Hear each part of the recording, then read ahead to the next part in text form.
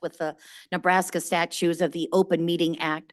For reference, the Open Meeting Act is posted on the wall of the boardroom. Let's start with our roll call. Supervisor Scott Bell. Here.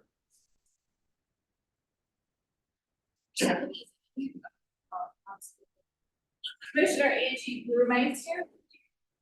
Commissioner Roger Garcia. Yep. Mayor Rusty Hyde. Councilmember Don Rowe. Mayor Gene Stothert. Jacqueline Morrison. Supervisor Carol Benton. Here. Mayor Matt Walsh. Okay.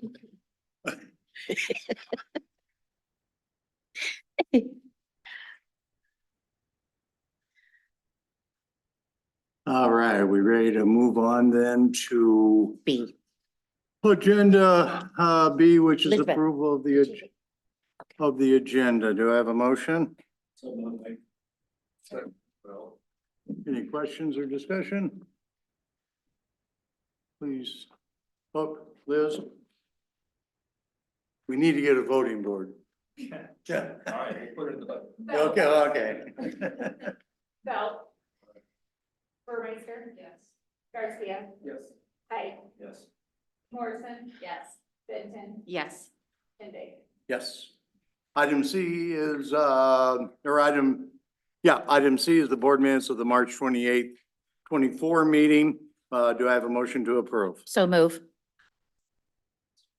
Questions or discussion? Liz? Bell. Aye.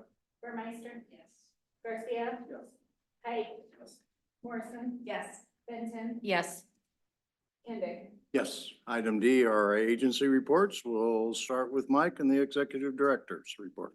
Sure. Well, first off here, we have a new staff member joining us today. So it's Mia Haschenberger. Is that correct? And so Mia joins our transportation planner team. So backfilling a position that was vacated by Travis Holm, who went to Iowa DOT and is now our MPO and RPA coordinator. Mia, I don't know if you want to just say a little bit about your background and. I come to planning from a mostly physical sciences background. And I became interested in planning, most of all because of the human aspect. I wanted to incorporate the human aspect into my work and have an impact, a direct impact on my community. So I'm excited to be here. So she's got a unique set of skills that fits in nicely with a lot of the planning that we do. So welcome, Mia. Welcome, Mia. Thank you. Good enough. Do you want to click back into the presentation, Christina? I might just need you to advance. So on, if you just want to click for me. So one thing that we did here as a staff meeting, we did a modeling team communication training. So, internally, even though we're a small agency, it was a good opportunity for us to kind of continue the professional development of all of our team members and really do kind of an interactive exercise of how we communicate and actually, who develop those skills and work together on a thing. So we held that here in this room about 3 or 4 weeks ago now already. But it was kind of a fun thing. And part of the, strategic plan is really kind of that professional development of our staff. And so this was one opportunity that we made use of our best care EAP services that we have as part of that. So Christina, if you want to go to the next slide. One thing I wanted to highlight, so the recent legislative session wrapped up in Iowa, and one of the line items in the economic development side of the budget is our COG assistance, Council of Governments assistance. And for the last, well, I really think since the inception of it, it's been about $250,000 a year that we split 18 ways. And so, it's been about $13,000 line item in our budget year to year. And we've advocated for years now to increase that and, building some of those relationships with legislators. And it's been pretty persistent. They've zeroed it out during budget time, but they always bring it right back to that 250 number. But this year we actually were able to have it increased to $350,000. So a small increase, but I think good for us. And one of the things that MAPA helped facilitate this year was this Iowa Council of Governments impact map. And so we created a survey for everybody to input projects of different types, kind of talk about the impact, help us, the kind of things that we talk about in our annual report and in other communications, doing it all together, doing it all in one way. And really, I think probably one of the more impactful things we've done. So Owen Stuckey isn't here, but our GIS coordinator helped facilitate this and some of the coordination there. So really a valuable thing and something that we're excited to build on in the future. On stakeholder and public engagement, so on Monday, we had our co-creation workshop. So this was a partnership with our, with community groups and other stakeholders that are helping us do our Safe Streets and Roads for All activities. So really kind of trying to let neighborhood associations and other community groups know what we're doing, what we're going to be talking about, and giving them an opportunity to be involved in that. And so that took place here on Monday. And then we just wrapped up a round of public engagement for the Western Sarpy County Transportation Enhancement Plan. There's a website set up for all of that, taking comments about kind of infrastructure investment in Western Sarpy County, and really especially how they kind of accelerate to manage some of the growth that they're seeing there. Mayor Hike and I were at the Economic Development Corporation. I was trying to remember what the C stood for. But Grow Sarpy's annual meeting, or one of their stakeholder meetings yesterday, and just pace of development in Sarpy County just continues to be very, very fast. And so infrastructure is a big part of that. So we're excited to be a partner on that. NIROC aerial photography. So we've talked a lot about this project over the years. All of the captures for the 2024, so all of the flights have been flown. That typically happens with leaf off. So they have kind of this narrow window between when the snow melts and the trees bud out and leaf out, to where they can get kind of the most useful data to our local stakeholders. So that, you know, really helps assessors and planning departments and public works departments. So those flights are completed. And so for those of you who are partners in that project, either direct or indirect, those products will start getting delivered probably within the next 30 days, and then all the way till probably August or September of this year. So that first round of flights under the new contract is complete. Good. Then MAPA in the news, a couple of things. So the Western Sarpy County Transportation Enhancement Plan generated a few news stories over the last few weeks during that survey period. And then I was actually on KETV on Tuesday talking about Speeding Awareness Week. And so this is a partnership between really the DOT, cities, other folks in the law enforcement space, about really kind of generating more awareness of speeding issue, which, you know, we've done year to year, but this year, I can't remember the exact number, but Nebraska State Patrol said, I think somewhere around 1,300 citations for people driving over 90 miles per hour or more on the roadways just in the first quarter of this year. And so we saw speeds really pick up during COVID when the roads were empty and people kind of took advantage of that, and there were a lot of citations issued. But it's really a persistent problem that even as traffic has returned, we talked a little bit about our traffic reports a couple months ago, even as traffic has returned, that speeding issue has really continued to be an issue, and really drives a lot of our more severe crashes as well in the region. So a good partnership there. You'll see a lot of messaging this week from our DOT partners and other law enforcement agencies as well. And then just save the date. So we'll be at the SAC Museum in Cass County, just in the very corner of Cass County. I thought it was in Saunders County, but it turns out it's in Cass County. So one of our members, and so we'll be there on June 12th for our June Council of Officials meeting. We'd love for you to join us. We're working through, at a minimum, a presentation from the director over there, Clayton Anderson, who's the Nebraska astronaut and a proud Iowa State grad, I might add, as well. And so that'll be exciting to see that, but it's a great venue. If you haven't ever been there for an event, we're excited to kind of showcase that and just learn a little bit more about the museum's commitment to kind of workforce development and all the things that are important here for Nebraska and Iowa. Cool. That'll be fun. And we'll have a tour. And we'll have a tour. Good deal. And Mike, you said 1,300 citations? Yeah, just in the first few months of this year.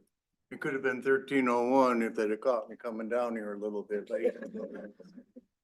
Probably not good, is it? No, probably not. I'll try to make sure that. We'll have you sign the We're proclamation. still there. trying to find you. Yes, so. Not good, so.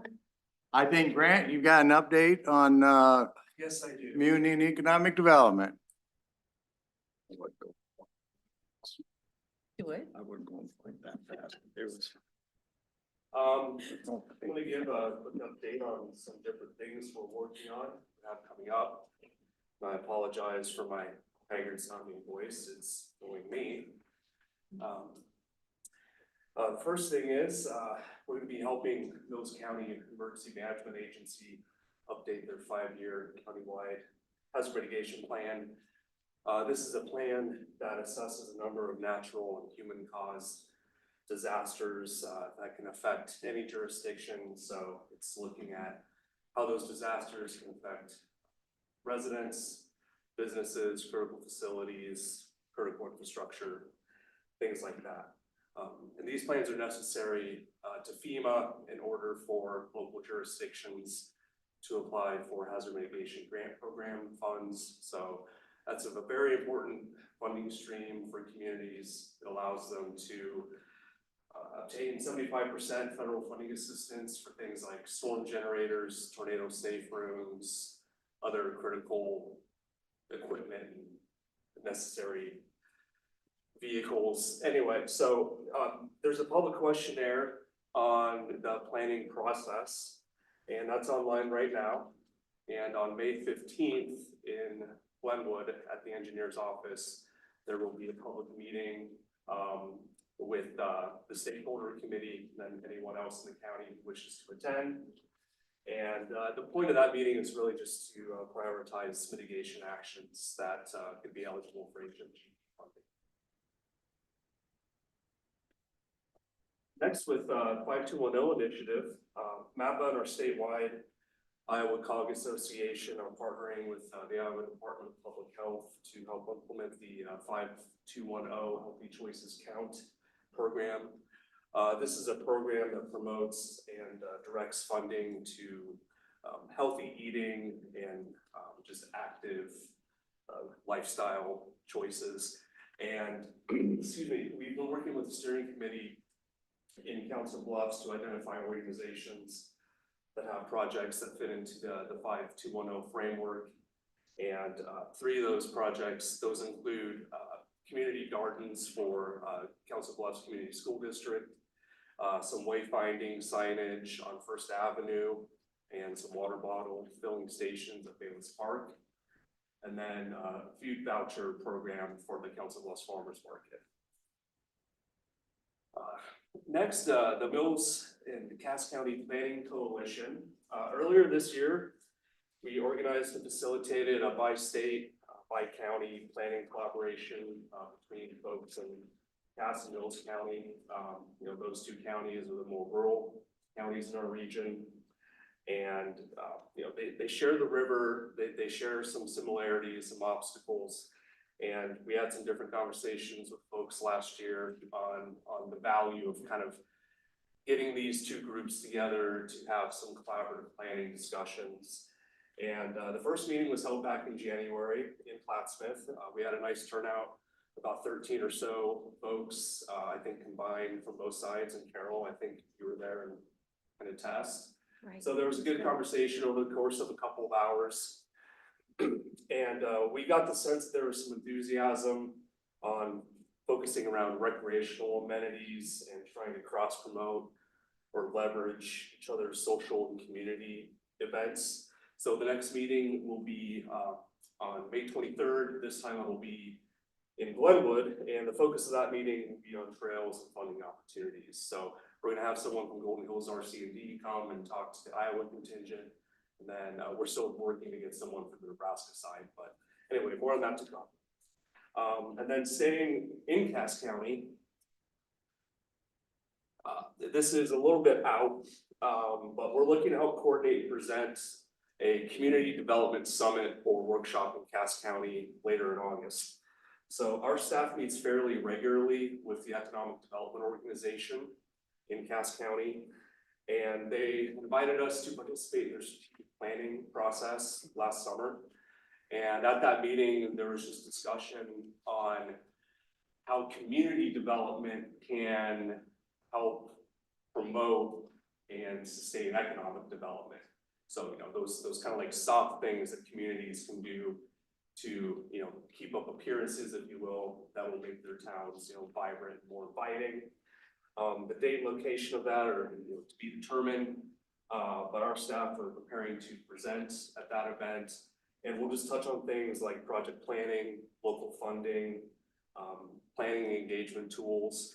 So really looking forward to that. You know, we as a department have been trying to incorporate more education and kind of outreach opportunities to our communities.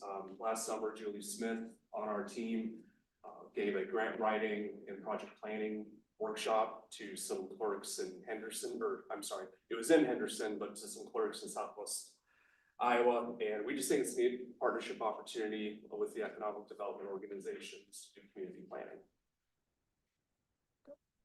Now I'm out of slides. Okay. Any questions? Any questions for Grant? If not, thank you. Thanks, Grant. Thank you. I'll move on to item 2, which is staff recognition. Mike? Well, we've been doing a lot of these recently, which is a good problem to have, but get to recognize Christina Brownell, our Director of Administration for 10 years here at MAPA. And so, I mean, for those of you on the board who have been here a while, you know that Christina, has been kind of our direct contact to the board for a long time, ever since, was an administrative assistant here at MAPA and really managing the board meetings. But, Christina is one of those people that, she's kind of risen to every challenge that MAPA's thrown at her and really just been, to use a sports analogy, kind of one of those glue people, glue guy, kind of that whole thing that, helps us aspire to do better and really does the little things well, which helps us all really be really successful. So Christina, thank you for 10 years of service, and we'll grab a photo with you here after the meeting, but just like to recognize her right now. Yeah. I'll echo what Mike said, because did you start out as administrative assistant? Was that the title? Yes. And, she did everything from open the door to answer the phone and everything else, and she's progressed. And I've had the opportunity to work with her. She's helped with some Sarpy Sewer Agency HR issues, and she did a great job there. So to say that she answers every call and continues to learn and grow in the organization, we think is really a cool deal. So good. I look forward to getting a picture afterwards. Pretty Christina. awesome. Are you gonna say something? Sure, I'll just say I'm really grateful to work at MAPA. I did not come from a planning background at all, but I've just learned so much and learned to love, the work that we do, and even, an advocate for getting sidewalks in my neighborhood now. And so, yeah, love working here, love the relationships I've built, so thank you, appreciate it. Well, I do know whenever Christina plans an event, everything is right down to the flowers, she always has a smile on her face, but I know if anybody has put on events, it's very stressful, but she pulls it off very well. So Christina, you're quite an asset for MAPA. Thank you very much. All right, we'll move on to the next 10 years then, Christina. So Just 2, right? I don't think you didn't start, no, because you started after me, so then just 2, Greg and. Yeah. So, all right, at this time, I would take public comments if there are any. Liz, did anybody call or check in? All right, thank you. Item F is the consent agenda. I would take a motion to approve unless you'd like to pull one of the items off of the agenda. I so move. Got a motion to approve and a motion to second. Does anyone wish to discuss, or is there any questions from the board? If not, Liz? Burmeister, Yes. Garcia, Yes. Height, Yes. Morrison, Yes. Benton, Yes. Walsh, Yes. Kennedy. Yes. Under item G, which is old business, I think, Court, you've got presentation on the resolution for the 2024 Transportation Improvement Program, amendment number 5. You are correct, sir. Good afternoon. So much smaller amendment than what we brought to you last month. Got 6 projects that are being updated. City of Bellevue's Cornhusker Road, 36th Street Road corridor study is being added back into the TIP. We had a program last year. Weren't able to actually get it started, so we're just bringing it back into the TIP now. They're ready to obligate funds and get going. 2 5310 vehicle purchase items. We're basically just kind of the same thing. We weren't able to get those funds obligated last year, so we're moving them into the current TIP so we can obligate those funds under FTA.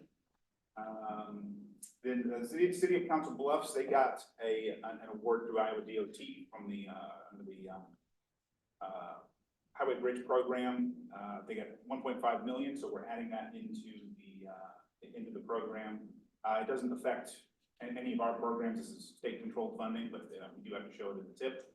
And then similarly, Iowa DOT has 2 projects they're going to be doing some pavement striping on I-29 and on I-680. Both of those projects touch the region, so we're making sure that those are in the improvement program for them as well. Questions on the TIP amendment? We don't have an official recommendation from TTAC. They didn't inform. Nobody had any issues with it, so staff is still recommending approval. Any questions of court?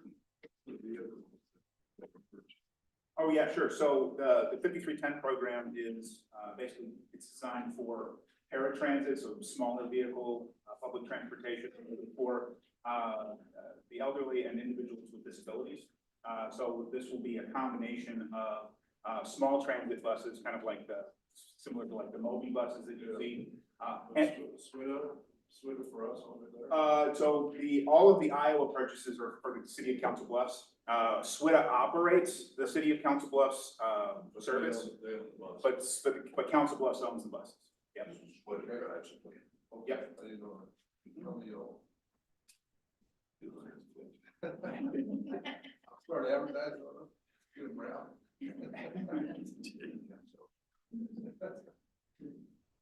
Yeah, thank you.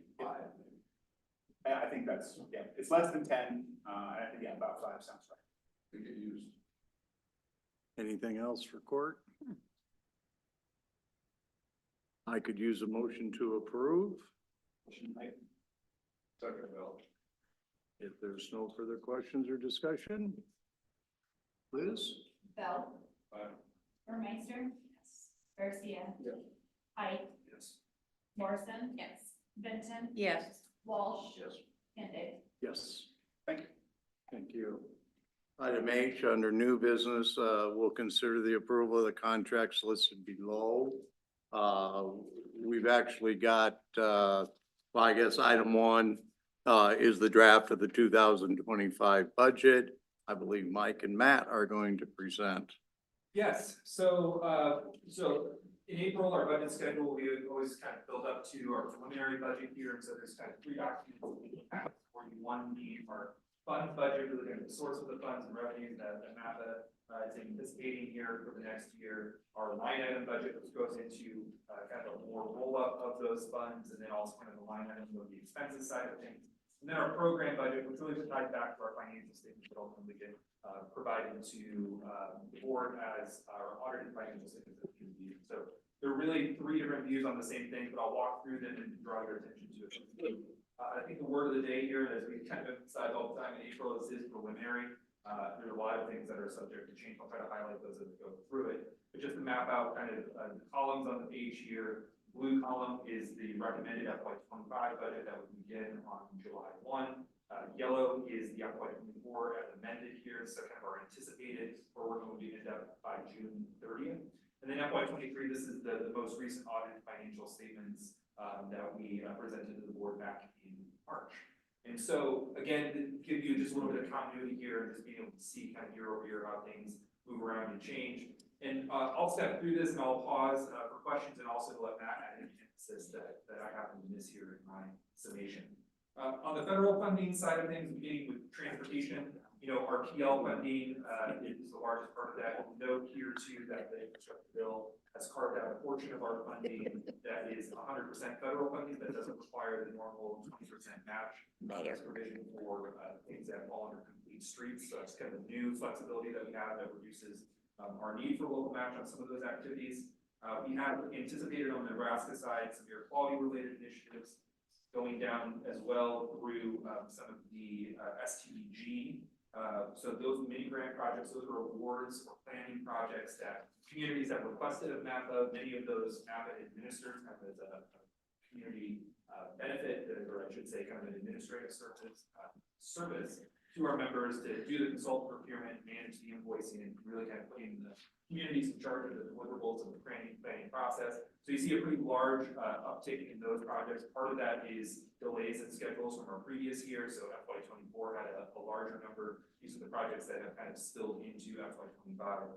So much larger number than what we've seen in the past. We think these are kind of reasonably anticipatable timelines for those projects. Through the FTA side of things, we have a complementary side of planning funding. And then also we have the administration and contract funding for 5310. So this includes some of those vehicle purchases, or excuse me, it does not include the vehicle purchases, it includes the operating contracts and MAPA staff administration for that particular program.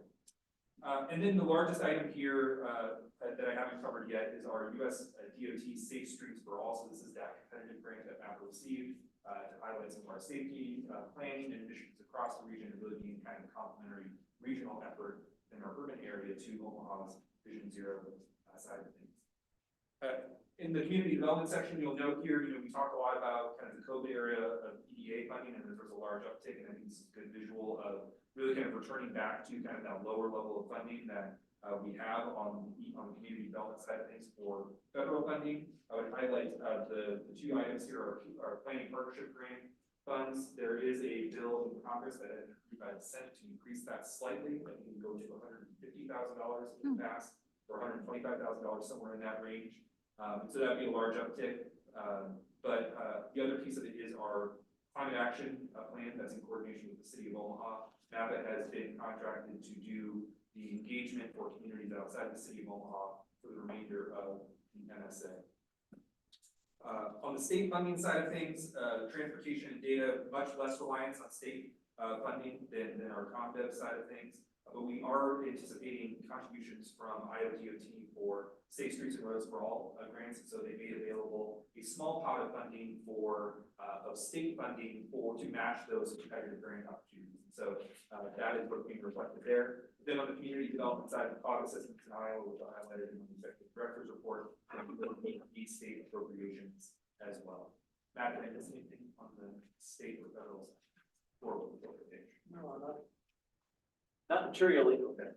Good. So good. So moving on and continuing in the funds budget, just kind of going through here again, match contributions. There's a number of sources of these. Some of these are distinct particular projects, like our congestion management air quality partners contribute directly to that project. There's also the mini grant match. So as part of those contracts flow through MAPA. There's a large portion, or the match funds come to MAPA, and we sort of manage the invoicing and the payment of the consultants there.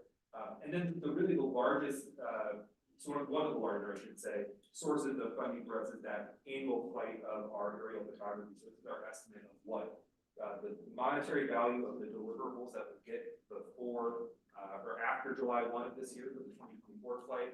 And so again, we're able to use those as soft match, essentially not requiring an additional cash match to show that those federal dollars will match on the transportation side. So it's a nice way that joint purchase is a benefit to you. On the in-kind side of things, again, similarly, we pass through a portion of our PL funds to other local recipients. I forgot to turn my mic on. I apologize for that. And we count that additional match, that 30% match, as kind of match towards our planning funds as well.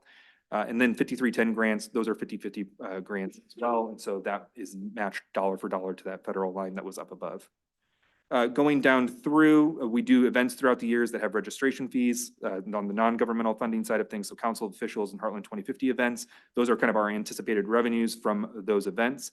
And then specifically kind of outside of this particular budget for the agency, but relevant to the MAPA agency as a whole, there's additional county dues that are paid by RPA 18 counties, the Harrison and Shelby counties that are outside of MAPA's COG area, but we do provide transportation planning funds to county dues that the board approved back in January, and then some anticipated drone photography services that have been occurring over the last several years. And then tip fees are the other sort of largest source of non-federal fees. We use this plug of $180,000. It's really kind of an estimate of what's going to get delivered on an annual basis. So this fee is for communities in Douglas, Sarpy, and Potawatomi County that receive our federal transportation planning or federal transportation funding. It's kind of an additional 1% match that's used to help support our transportation planning activities. It varies, as you can see, in past years, it's been anywhere from 225 or 228,000, 289,000 in the last 2 years.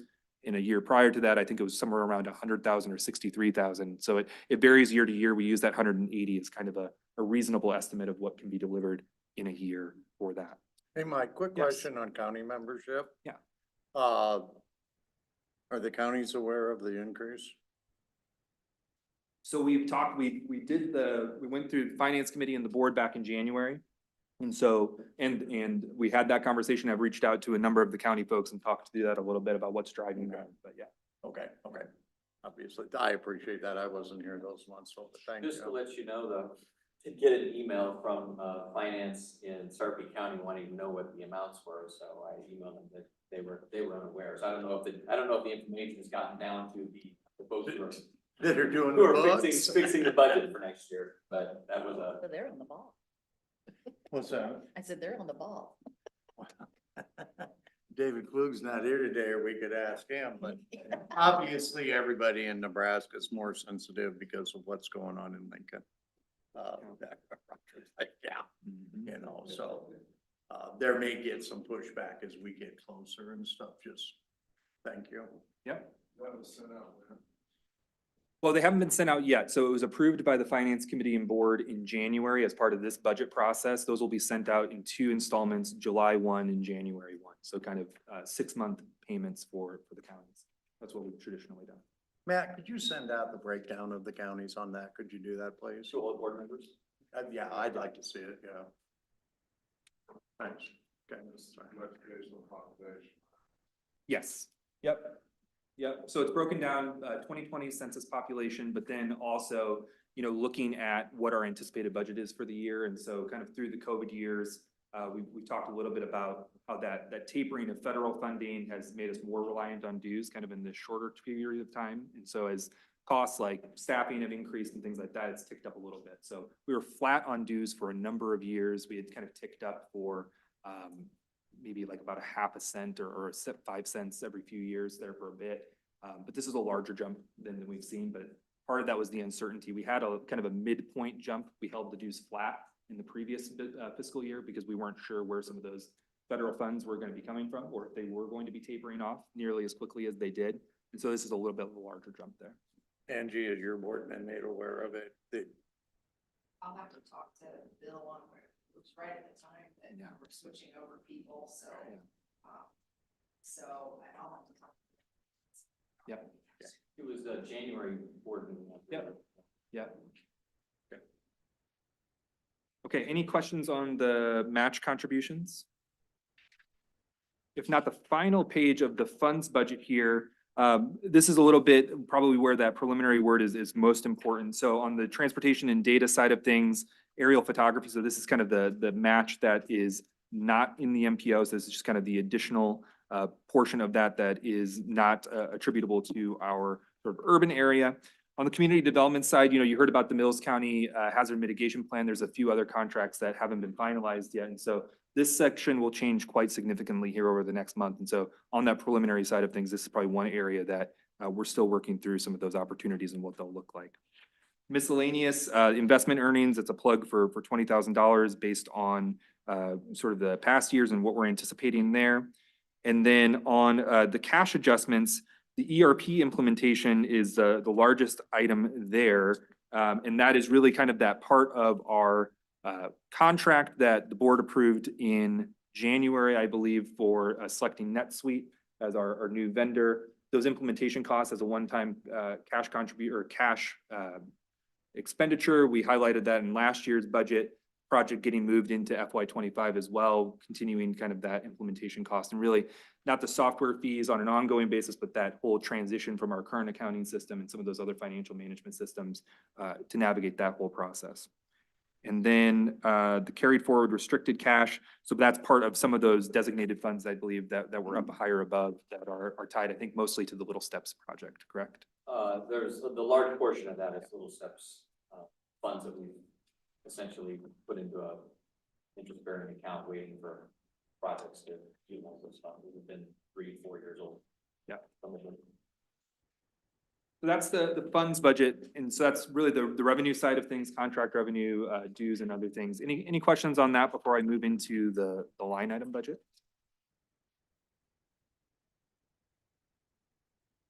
Okay, if not, page 4, largely just a restatement of the funds budget that you just heard, kind of that summary of revenues rolled up into some additional kind of those broader categories here, just kind of serving as the top line numbers. So again, there you see the federal funding, approximately $6.8 million in total revenues, most of that being from the transportation side of things. excuse me. And then those in-kind revenues, project match contributions, and aerial photography match being a big portion of that. The local government revenue, that includes our dues in addition to other contributions, and then some of the contract services, investment income, and other things going down there. And so I'll stop on the revenue side if there's any questions, but it's really kind of just largely a restatement of what we just went through line by line. On the expense side of things, so the top line number here, the salaries. So the salaries number here includes a couple of major adjustments from last year. One, if you recall, when we had our health insurance renewal back in August, we had a planned FTE position that we did not fill during this past fiscal year because of the uncertainty around that health insurance renewal. That was about $100,000 that we forewent in this current year budget. There were some vacancy savings, about another additional 100,000 for planner position and GIS analyst. And then the FY25 budget also includes a new position, a deputy director position, which is in our approved salary schedule, and something we've been talking a little bit about with the board of directors over the years about really kind of investing in sort of the core MAPA, administrative capacity to deliver some of the, administrative services that we do, and really trying to make sure that we're a little bit more resilient and adaptable to some of the challenges that we face. And so this does include, in total about 2.5, I would say, FTEs in total additional. Most of that is a result of vacancy savings in that yellow column there or vacancy savings in terms of both the freeze and those positions being open for a portion of the year.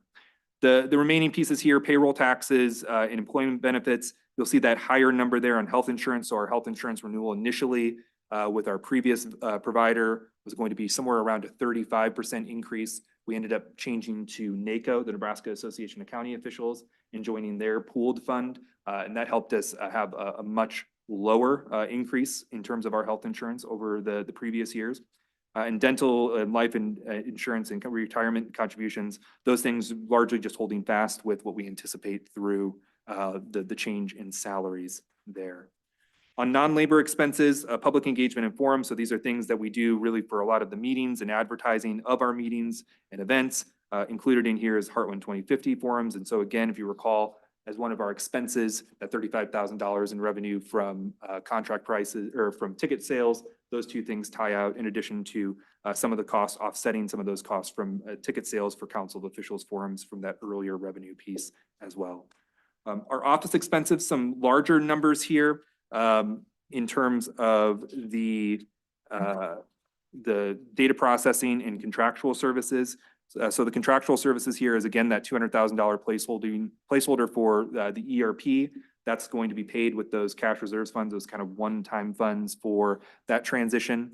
There's a $35,000 placeholder for our annual audit. That's I think our third year with this current audit firm, kind of third and final year of that initial offering, and that's right around $35,000.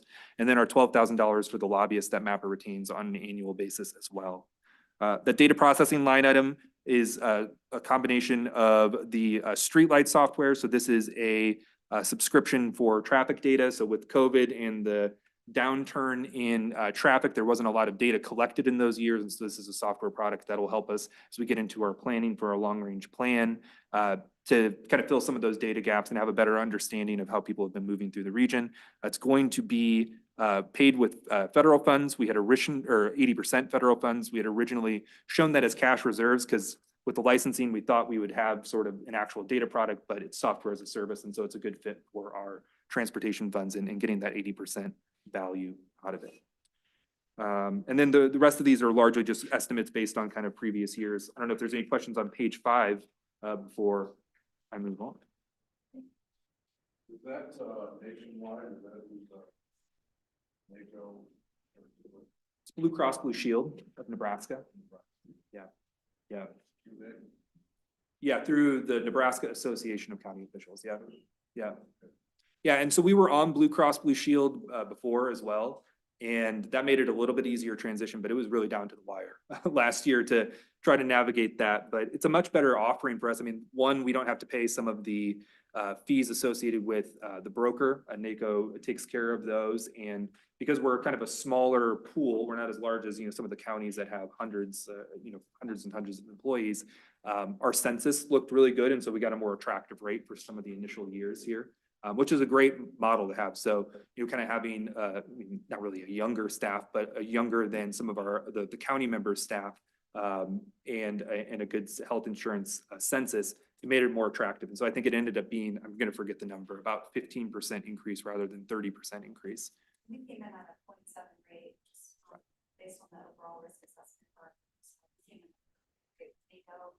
I have a call coming up with them next week. We're gonna be making some changes to try to help continue to shop the plans and provide the best benefit for the groups as possible.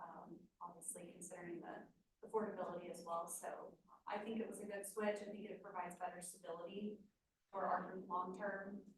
So being a part of that, a subgroup of a larger group, I think will give us a better long-term stability for our rates. Yeah, and another piece, we're getting into that renewal. So that's one of the things that's going to change here over the next, month as we get that renewal and we have a better sense. And they have offerings on vision and dental, I believe, as well. And so those are things that we can take a look at. And we currently pay Hub as kind of a broker for some of those services. So it's an opportunity to consolidate some of that and have one sort of renewal as opposed to multiple renewals throughout the year. Does Iowa have their NACO?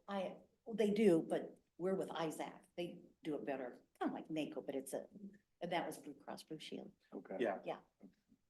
But it They does do give have you a other better program. providers that we can always shop other providers as well. We're not, we don't have to stay with Blue Cross Blue Shield. If we can get better rates with another provider, we can continue on with NACO and still shop other plans. Right. It may be helpful too, to see as far as the differential from if you go back to 2023, right, see what we were paying.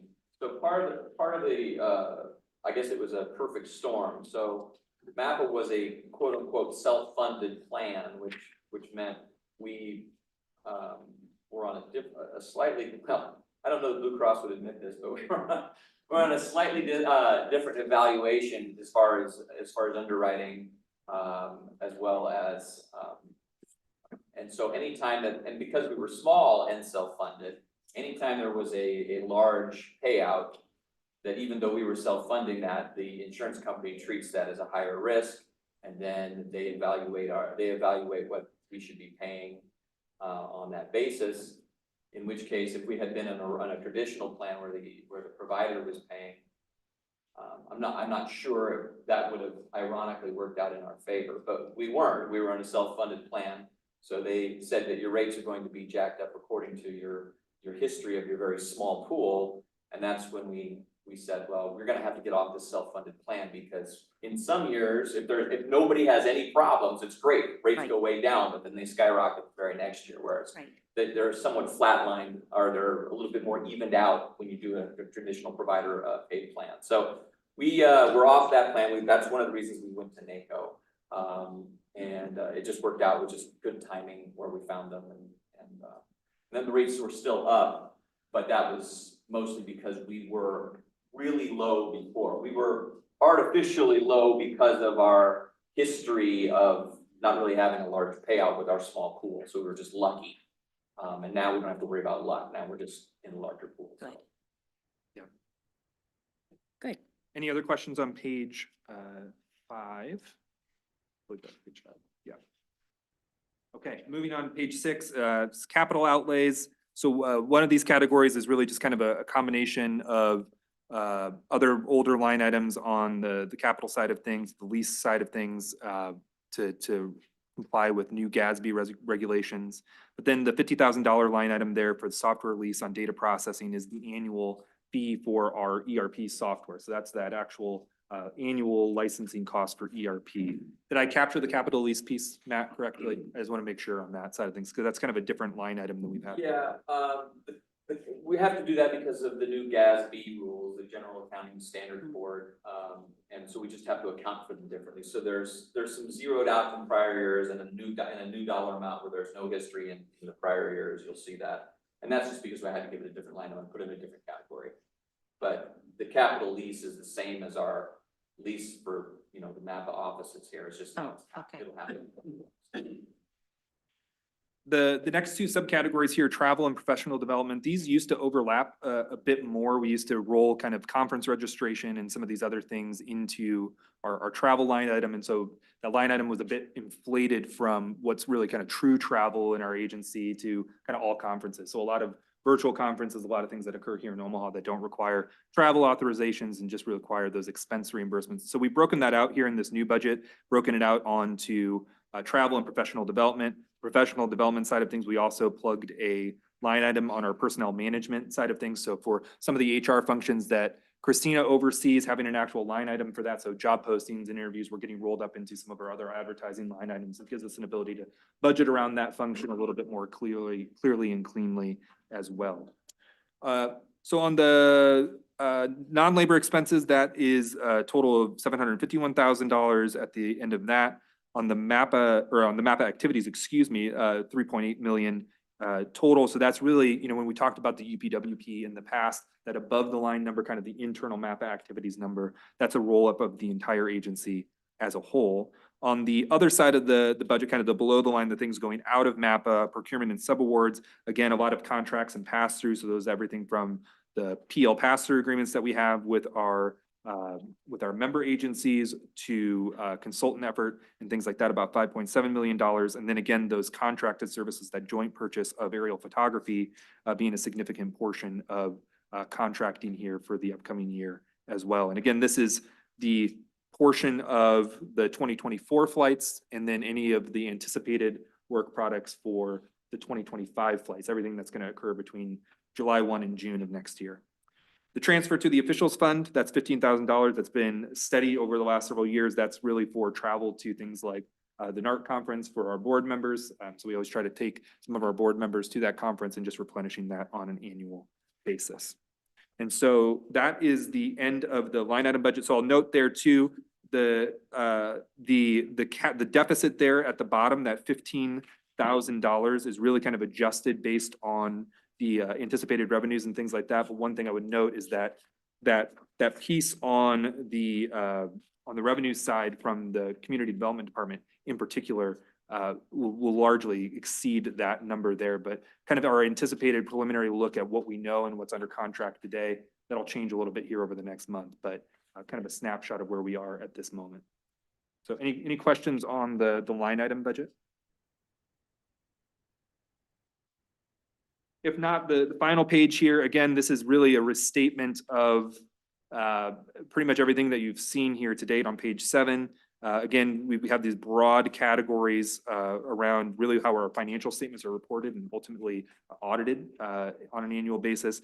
And again, these are kind of our personnel expenses by those categories that get reported in our financial statements, the non-personnel expenses, then that contracts and pass-through line item. And then overall, that kind of baseline summary that you all see in that audit report on an annual basis. These are the categories that we're recommending utilizing for that piece. And you see kind of the amended version there in the FY25 budget.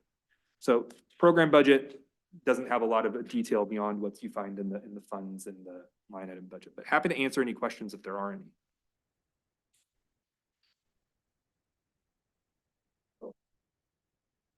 Sure, try.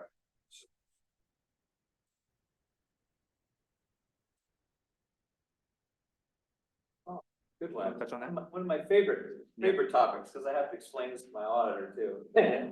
This is so it's sort of a caveat in the way we submit this budget, because MAPA doesn't operate on a cash basis appropriations type format like most most of your jurisdictions do. You have appropriations, you have tax revenue, and you have to encumber your expenses at the end of the year before you can approve them on to the next year and so forth. So MAPA doesn't have that construct.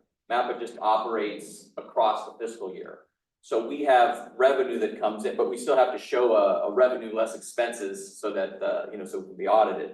So we have to cut those off for the purposes of counting, but that could show us at a negative particular revenue versus expenses on any given year, or it could be a surplus. So that line with revenue less expenses is functionally, if it's accounted for as an expense and a revenue, yes. For FY25, we're estimating we'd be $261,000 in the hole. However, we're bringing in cash reserves. So cash reserves are going to, cash reserves as well as funds that we've aggregated over the last several years for things like little steps that are sitting in a cash, in a cash account that we can only use for future expenses. So I show that, so I have constructed this over the last couple of years to show that those cash adjustments coming in are technically not revenues because we've already received those funds in years past, or they're cash reserves, which technically, so far, MAPA has not converted into a separate fund formally for accounting purposes, which we are going to do. The board did give us permission to do that, and we will do that by the end of the fiscal year, but so far we have not. So I still have to show those as prior year revenues, and I do that by showing the cash adjustments. So that's essentially what we're just accounting for prior year revenues that are going to be used in the future year. Yeah, and I would note that too. I mean, I think part of it is that it's difficult for us to as staff, because so much of this comes in very, very late in the year. I mean, there's aspects of this from the federal transportation side. We don't have our final numbers and things like that. But that piece of it where we, one, designated that cash reserve fund last year to give the board really kind of an explicit decision about using those prior year revenues for specific activities. We wanted to make sure that was in here, and that's that accountability line item of what we're actually drawing from that piece, just so that it's a little, it's easy to obfuscate that or lose that in all of this, and we wanted to make sure that was really clear and explicit. Yeah. So in the future, the cash adjustments will just be those funds that we're holding from prior, revenue that we for future years. So the cash reserve amounts, which currently is the largest amount, I think it's a $200,000 line item we're showing. Those will disappear once we create a formal cash reserve fund, because the cash reserve fund, then any transfers in and out of that fund into the general fund will be accounted for as a revenue or an expense. In which case, we'll be able to show that above the line, and that'll flesh out. Yep. If not, this is the preliminary budget. We provided the work program last month, so that's being reviewed by our state and federal programs. That's really specific to our transportation side of things. The finals of both that document and this document will come back to you in May, but happy to answer any additional questions if there are. Anything else for Mike or Matt? Oh, I will point out before you take a motion, you're actually only making a motion on the preliminary FY25 budget, not the 24. That's only showing because that's how our spreadsheet works. We will be giving you an FY24 amended budget. These numbers in the yellow will be updated based on better information, because we're only in April and it'll be May then. So then we'll also ask you to amend the 24 budget formally, but you're actually, for this, you're just on that FY25 new budget preliminary. So the motion is going to be to accept FY25. the FY25 budget. As a preliminary budget, because we'll update that Preliminary again. budget. Okay, so Liz, the agenda doesn't state that. Does that make a difference as far as posting and that type of thing? I think it's just it is the draft. Oh, it's a FY20. typo. It is It's just a typo. it's a typo. Okay. Yeah. It should Okay, be so 25. So can I have a motion to consider the preliminary 2025 budget of all three items: preliminary funds, preliminary line item, and preliminary program budget? So move. Second. Got a motion by Vint and a second by Hike. Do board members have any further discussion or questions? All right, Liz? Belt. Burmeister. Yes. Garcia. Height. Yes. Morrison. Yes. Benton. Yes. Walsh. Benedict. Yes. Item 2 is new contracts, and I am gonna take just one vote on all of these unless you wish to have any of them pulled. Item A is the Council Bluffs subrecipient community grant for $24,000. Not grant, excuse me, contract. City of Council Bluffs at $16,000, Council Bluffs School District $2,000, and the 712 initiative of $6,000. Grant, did you have anything you wanted to add to this, or does anybody have questions of Grant on any of these? No, I kind of addressed it in my opening remarks, but happy to answer any specific questions that anyone might have. I think just one point to make, these are Iowa Department of Public Health funds that are provided. So MAPA facilitated an asset mapping, a project last year, kind of bringing stakeholders together, talking about healthy eating, active living. By doing that asset mapping process for the city of Council Bluffs, they were awarded $24,000 of project funds, and this is what the committee has decided to do with those funds. You see those grantees, that grant kind of highlighted in the previous one, the water bottle filling station and the First Avenue wayfinding signage for the city of Council Bluffs, community gardens in Council Bluffs School District, and then the 712 initiative, those food vouchers for the farmers market. If no further questions, I'll go on to agenda item B, which is $15,000 for City of Council Bluffs traffic count. Do you have any questions or anything from Jim? Or Jim, did you have an explanation on it? I can just talk really quickly to it. These traffic counts are allotted in our UPWP, and this is just Council Bluffs effort. The counts will support the multimodal connection expansion study, as well as collect some other counts that are outside of what Iowa DOT will collect. And Jim, where do they signify to sit there and count? And, I mean, were they gonna fix the highway, or, I mean, how do they go about this? So the traffic counts provide information on the number of vehicles and pedestrians and bicyclists that either cross a segment or are at an intersection. And the utility is really the counts of this baseline now. So for the Council Bluffs study, for example, we want to know how much traffic is there. It's also an input into the traffic command model, is the next item, which allows us to forecast. And for the study, it lets them identify that future need for transit or multimodal facilities. The other use for that is it's an input into a lot of traffic planning generally, Okay. what traffic flows on the roadways. Okay, thank you. Any further questions for Jim on this item?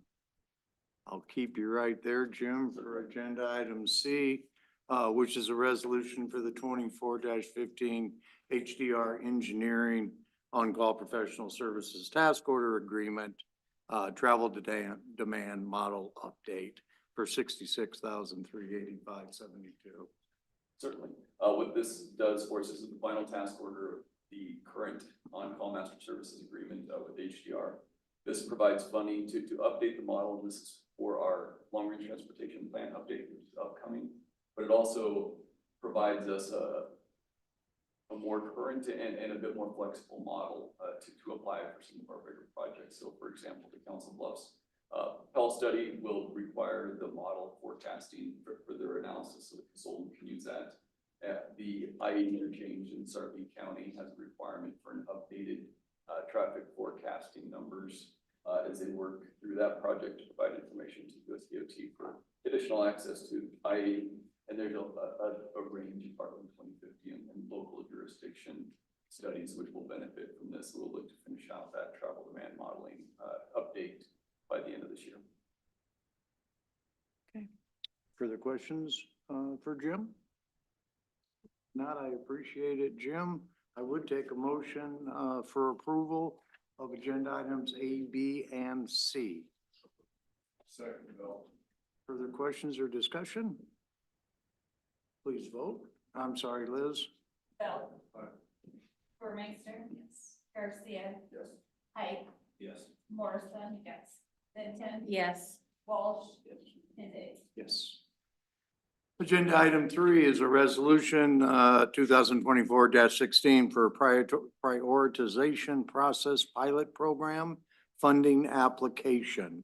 Court, did you want to explain this, please? Yes, I would like to. Give me twice in one meeting. What's that? You give me twice in one meeting. How about that? Exactly. So, as many of you probably know, there's a lot of new grant opportunities that were included in the bipartisan infrastructure law, something in 2021. Kind of trickling out, and a lot of the major programs rolled out initially. And this one notice was just announced either late February or early March. And basically, you can get up to $2 million for kind of setting up a process for prioritizing infrastructure investment within a region or in a state. States and MPOs are both eligible to apply. Excellent. So I don't know what the total amount that's been appropriated is, but the maximum award amount is $2 million. It's 100% federal, there's no local match to it. So basically, it just kind of enables states and communities to go through this process without needing to commit anything locally. The application is due May 1st, which is next Wednesday. Furiously kind of working on putting all of this together, but that kind of the idea behind it is that you can improve upon the process that is used to identify primarily like federally funded infrastructure investment. So this is kind of a combination of, we have regional apportionment that comes to the region that we're able to use kind of on an annual basis, and that's what informs our long-range transportation plan and our transportation improvement program. In addition to that, there's a lot of discretionary funding that's been in case for a long time, but in the bipartisan infrastructure law, there's a lot of additional funding that's out there. And a key aspect of this is kind of setting the region up to be able to go after that funding more ably. So that kind of the idea and some of the challenges that we experience with our current process and some of the opportunities that are out there. So we want to get better at using data. A big piece of the notice of funding opportunity is to kind of improve the use of data in selecting or kind of identifying and applying federal aid to these different projects. So the idea is to make the selection process more comprehensive when it comes to analyzing data. To give you an example, right now when we're considering safety under when we get a project application for LPBG, one of our regional programs, we are looking at a lot of best practices because it's challenging for local jurisdictions to do a full safety assessment at the point that they're at when they're delivering an application to us. And what this grant opportunity would let us build is a framework for doing a safety assessment, a full safety analysis of a transportation project. And this is true for safety. It's also true for demand. So like capacity related, whether that's transit, whether that's automobile, whether that's active transportation, all of the different modes. We want to be able to better assess what the demand is for these things, and then also tie them back to the safety benefits and then even into a kind of economic development potential. So one of the other things that we don't really do is we're not really looking at risk and benefit cost analysis when we're evaluating some of these projects. It's challenging to do that, especially when we're asking smaller local jurisdictions to produce things like that for us. And so this kind of enables us to do that at a regional level. So when the project comes in, they can give us the project parameters, and then we can kind of do all of that stuff with the tool that we would like to build with this grant funding. So we kind of see this as accelerating the framework that was developed in the Metropolitan Travel Improvement Study. And we see this as a way to help us go after additional discretionary funding because it allows us to prioritize what we should be spending our regional apportionments on, regional federal aid, and then direct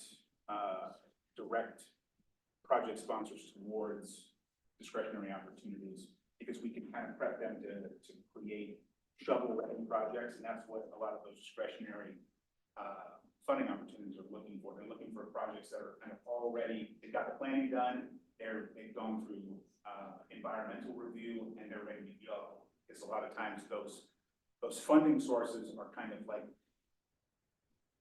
they're up against the wall, there's a timer, and when the timer starts to run out, feds want to be able to obligate that funding very quickly. And if we have a queue of projects ready to go, which is what we're hoping to kind of establish with this project, that gets us there, that helps us to be able to say, hey, we're ready to go. We have projects, we have needs, and to be able to showcase that in a way that we're not doing right now. So what we're basically proposing, we want to basically better prepare for discretionary opportunities. We also want to improve data gathering and analysis. And we kind of want to integrate all of this into the project selection process. This is kind of an initial task list that we see for ultimately, there'll be kind of a combination of MAP staff time and some kind of, third-party procurement, where we'll probably go out and have a consulting firm help us develop all of this. But we want to look at what we're doing right now, kind of see what, what works, what doesn't work, kind of develop the screening and evaluation tool. All of this will be in partnership with stakeholders, so this will be with our existing committees, and there'll be a public involvement component, so it'll be kind of typical planning project development process that we always go through. It's very similar to everything that we help jurisdictions with under the Harvard 2015 grant process, and everything like that. And then ultimately, we want to develop kind of an external dashboard where you can go in and you can look at potential transportation projects, and you can kind of play around with it. You can alter the kind of the parameters and see, if you tweak this, what do you get out of it? And kind of on the fly, you can see what the benefits and costs are. And then there will be an additional kind of layer of analysis where we evaluate project readiness, and that's kind of how we'll determine whether a project should kind of go through the regional federal aid process, or if we want to identify some discretionary programs and send those projects after. In addition to kind of the regional interest, we've also been talking to the Nebraska Department of Transportation. They're very interested. They see this as continuation of the work that was done in MTIS and an opportunity to further align their goals on the system within our region with regional goals. So being able to kind of work with them on making sure that things are in alignment instead of they have statewide priorities, but they recognize that this region is different. We have different needs. We have a lot of needs. In order to actually get all of the things done that we want to do in the region, basically we need more funding. I think that's really the bottom line. We see this as we both MAPA and NDOT see it as a way to go after additional funds. So it helps them kind of align things with their statewide infrastructure hub, which is basically a way for them to help support local jurisdictions going after discretionary funding. And then they have also recently completed their own complete street policy. And a lot of the needs related to that are within major metropolitan areas, which are the most major one in the state. So, and then again, it's kind of a continuation of the way everybody's looking at it right now. All of this stuff is really a way to implement the goals we want with transportation.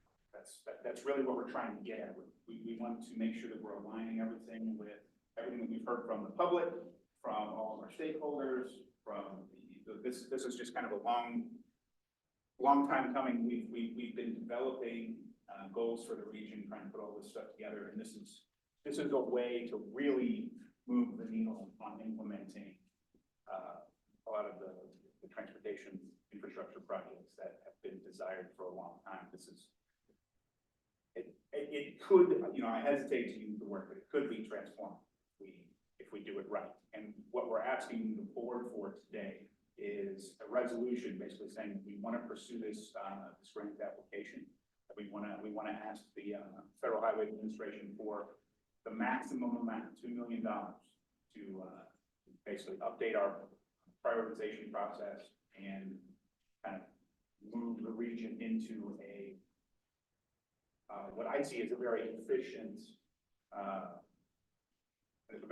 way to identify what the priorities are and set them up, set all of the local jurisdictions up for success when going after our. The only part I would add, Corey, that was a really great summary. The only part I would add on the NDOT piece, so I would say that infrastructure hub is really the state's model for looking at some of these transformative projects that they are talking with our local stakeholders about, whether that's things like Platteview Road or other major investments in the metro area. They're really trying to set up a way that they can have a queue of those projects. And so when something like the next Build Nebraska Act gets authorized by the legislature, that they have a framework in place. As many of you know, on the Nebraska side, the last Build Nebraska Act was really to implement the highway or the expressway system that was approved back in the eighties. And they sort of have been chipping away from that, will be chipping away until 2042. What comes next after those funds are reauthorized, however, is that there isn't a planning framework. And so Director Kramer was here back in August, kind of talking about, the need for local leaders and really to step up and be a part of this. This program hadn't been announced yet. It had been identified, but it hadn't been announced explicitly what it was. And initially our recommendation was going to be to pursue it by ourselves, but this opportunity to really align with these new funding sources through the Nebraska Department of Transportation and whatever comes next, really kind of being at the front of that queue for how the state prioritizes. This aligns very closely with what the direction is that they want to go. And it would give our regional stakeholders an opportunity to lead this. So some of the things that the state is leading, whether it's this infrastructure hub or the regional infrastructure accelerators, I think it makes sense that MAPA is a partner in those things. Like those aren't things that we're going to lead, but certainly will be involved.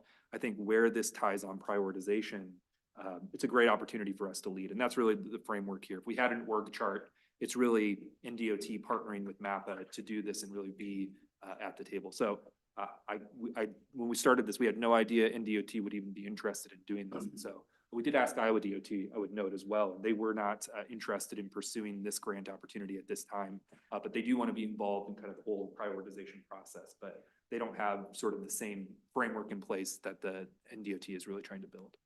Not 2 million per state, it's 2 million per cog, or? 2 million for Douglas, Sarpy, and Pottawatomie County, yep, total. So, but the state of Iowa didn't have a community or a cog that wanted. Not that we're aware of. Okay. I mean, I guess it is possible that another MPO in Iowa is interested. Yeah. But Iowa DOT was not interested in partnering with us in the way that Nebraska. Okay, here. Yeah, Okay. the only eligible applicants are, well, the state was eligible themselves, so Iowa DOT could have applied, and so we talked to them to see if they were applying and if we could be a partner on theirs or whether they wanted to be a partner on ours, and really, that was on the heels of our conversation with NDOT. They're not pursuing it. Iowa DOT is not pursuing this grant opportunity for themselves, and I haven't heard of anybody else from across the state. The only other eligible applicants in Iowa would be the Des Moines Metropolitan Area Planning Agency by State Regional Council over in the Quad Cities area in MAPA. And so it's the large MPOs, the transportation management areas, and the state DOTs that are eligible for this. And so it's kind of the larger communities. I think there's about 90 or 100 applicants across the country that are even eligible for this program. And Cord, how soon do you know if you're going to get this money? I don't know if the NOFO actually says when they plan to have awards. We anticipate based on previous grants, previous applications, probably sometime in the fall. Oh, in the fall. Maybe Yeah. before November. Wow. Okay. Yeah, we would anticipate sometime in the fall. That's kind of what we're thinking, but we're Okay. not 100% sure. I don't believe the NOFO says. Oh, and one thing that I forgot to add was we did take this through our various committees during the month of April, and so we talked to RPAC, and RPAC they recommended that we apply for it. They also gave us a letter of recommendation. We talked to the two project selection subcommittees of TTAC. We talked to the project selection committee and TAP, the Transportation Alternatives Program Committee.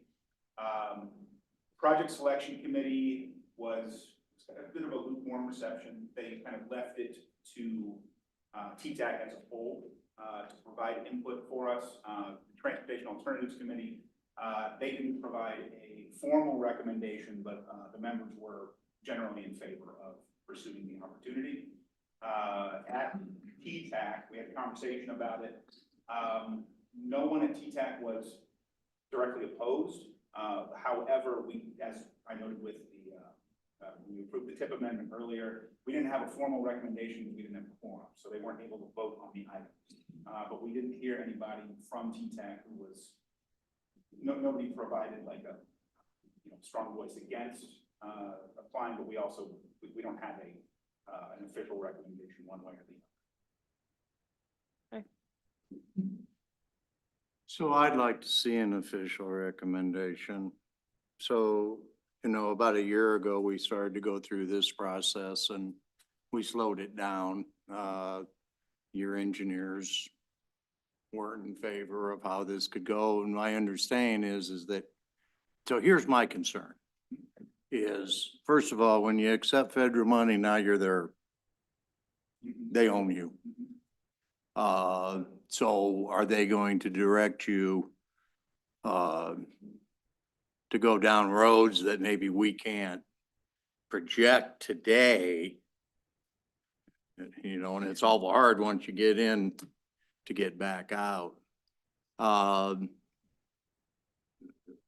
You know, I think we need to explore it, but whenever it's written, when we start talking about diversity and inclusion and everything else, there's so many definitions and depending on who's in charge and can make the determine of those definitions can have a great impact on what projects could be selected. And does it start to affect areas that might have a safety need, might have the number of cars that are too heavy for that road system because they don't have whatever that the time is, that definition of diversity and inclusion and all of that. So I hesitate. I did sign a letter of support for this that I think was going to come from Chairman of MAPA, right? Or was it from the city? It was from the city. It was from the city. Yep. I did talk to my engineer and he does have some hesitation. I think we'll hear more from the engineers as we continue to move down. So I just want the board to know that. I reached out to Matt. He was contacted a year or so ago also, and I think we got more questions than answers now, Matt. But that doesn't preclude you making application, turning down funding in November, does it? Yeah, there would still be a grant, there would be a grant agreement that we would have to put together in advance as an agency. And I think part of it too, to your concerns, I mean, I think one of the challenges is that, you know, really the last, 20 years, really explicitly, the federal funding, the model for that has changed. I mean, it used to go directly to communities, even in the sense of, buyback funds from the state, they used to go directly to communities. Those have been bought back in a number of ways. The regional transportation planning process, I would just note the things that are in 23 CFR 450 that we as an MPO are committed to, it's not really anything different than what's in here. And with each subsequent infrastructure bill, so from MAP 21 to the FAST Act to the bipartisan infrastructure law, there's new things that we're required to look at. So new planning emphasis areas, and they never take any away. So that kind of has grown over time. But I would say that this is largely consistent with the directionality that we've seen over, 3, if not 4 of those infrastructure bills, kind of the modern infrastructure bills since Safety Lou, that have this kind of broader sense of what transportation investment does, but also having this view of, how does transportation play a role in all of these other areas. And so, I would say, again, even when we start to look at the way that MAPA has done our project selection over the last several years, since we created the project selection committee back in 2012 and had a more formal process, each year the board has approved kind of the policy guide that we use to evaluate projects. And you'll find many of these things characterized and utilized to evaluate projects today. Our challenge is as staff that it's difficult for us to say that those are the best ways of doing those things. And it's difficult for us to say that that's really measuring not just on the upfront of what a project can do, but on the back end in terms of determining whether there was a benefit and really kind of, what our federal funding is doing. And so part of the piece there when Cora was highlighting that data for decision-making part is that we know that other communities have invested in other ways of doing this to have a better sense of kind of a through line of where we're making decisions and the investments and understanding how those things fit in. But it's also about understanding whether a project is a good candidate for other funding. And so our $20 million a year, it's a significant amount of funding, but if you look at what that delivers in today's world of construction costs, it's not very much. And so, you know, when we have needs, when we have a $4 billion gap in our MTIS framework, we need more of a, all hands approach. And frankly, federal funding isn't free money. I mean, if any of you know kind of what goes into it, I mean, there are sort of strings, there's an identity, there's a voice to it. And I think from our perspective, it's an opportunity for us to really kind of understand which needs are locally identified. And again, like we aren't going to be able to identify needs that don't come from the communities. Which ones are the best fit for our regional funding? Which ones are the best fit for other sources of federal funding? New state programs and initiatives come up, being able to align those both on the side of the design of those programs, but then also on identifying projects for those funds. And so again, I think it's part of how we have a more formal process for aligning things that we know need to get done with those sources of funding. And right now it's just challenging for us to kind of look at things that are, you know, maybe a bridge investment or a transit investment or a bike lane or a roadway capacity, and really comparing those things against each other. We've seen other models in states and regions that have done a good job of that. And I know you will. I agree with Matt. By the time November gets here, I just want full transparency and disclosure with all of the committees, because we will hear. And we don't get a lot of phone calls from individuals sitting on the MAPA board. And I got a lot of phone calls, so. Kind of broad, for those of you who weren't here, is that historically, the project organization's been done by engineers and planners. And this is bringing in other members of the community, and then that typically represent nonprofit organizations, and so then it's that prioritized projects in areas of need that a nonprofit professional would identify versus an area of need that a traffic expert would identify. So the thought was that the city of Omaha will never get a project west of 72nd Street again. And we just want those questions answered, is really what it is. And because it did come up quickly, and we know that. And now we've got 5 months before we would ever have to accept a grant. And here, my hope is that TTAC and all the other committees come on board, fully endorse this. And the only thing I would ask is maybe keep the board, even if it's just a meeting, give us a little update where it's at, almost on our monthly basis, so that we're not at the very end. Yeah. Yeah, that was our greatest deficiency the last one, when we kind of tried to shake some stuff up in December of 2022. That we should talk about. I got the coffee a lot, Court. We had talked to, we thought that we had more support at TTAC than we actually had. We had talked to them about it for a few months prior to that. I get it. And I don't think that we explained the situation quite extensively enough. And my plan is to use the time between when we apply and when we are potentially awarded funds to, on at least a monthly basis, go through everything with TTAC, so we can kind of we can address any of their concerns and go through and make sure that everybody's on the same page, instead of, kind of. So we didn't mean to surprise everybody, but that's what ended up happening. Right. We don't want to surprise anybody. That wasn't our intention last time. And yeah, we fully intend to go through all this. It's just Feds didn't really give us a whole lot of time to put all this together by May 1st. You don't need to say any more, Court. I appreciate you taking responsibility for in 22 and learning from that. So if we can just do that, I'd appreciate it. Yep. Any other questions or anything for Court?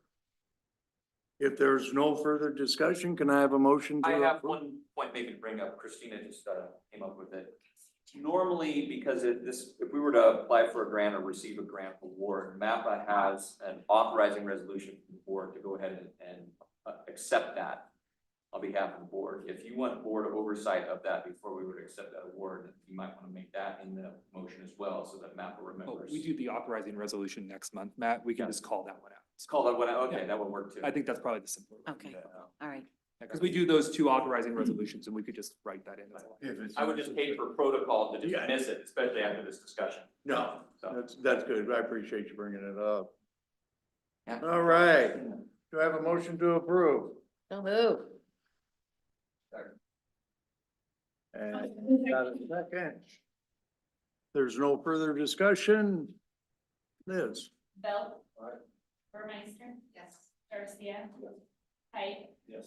Morrison. Benton. Yes. Walsh. Yes. Kinsey. Yes. Thank you. Is there any discussion by the board members? Just really, really quick, and in 7 minutes from now, are you sitting in on the closing of the Withia? No. No, so in 7 minutes, as co-chair of the sewer agency in Sarpy County, Withia, we're closing on a $45 million loan, which is gonna help us finish phase 1 and leave us some extra for the start and planning of phase 2. So it's kind of a big day for us, and when I think about what the sewer can do for the rest of Sarpy County, all them gravel roads and stuff aren't gonna be able to handle all the traffic, are they, Mike? So You got a lot of irons in the fire on that front. we do, so anyway. Sanitary, we've got about half of it done, and Dig it. this will get us a start on the next part, which is about 80th Street, maybe 84th, all the way out to Gretna. We're looking at trying to have to find another $100 million to finish it, but that's what we're looking at. We've merged with Omaha as far as their plant down in Bellevue. And then we've run all the lift stations and all the pipe all the way down there. It helps Omaha because they were able to expand that plant, and it'll help them with their maintenance costs, and it saved us about 30 million, I think. I can't remember for sure. It was a big number. It was a Yes, big is number. dollars. Yeah, I mean, by the time you actually had to build it. Yeah, it was a big number, so. Anyway, with that, I call the meeting adjourned, and everybody have a good rest of the day. How did you get the farmers to agree to have this? We paid them good. You did.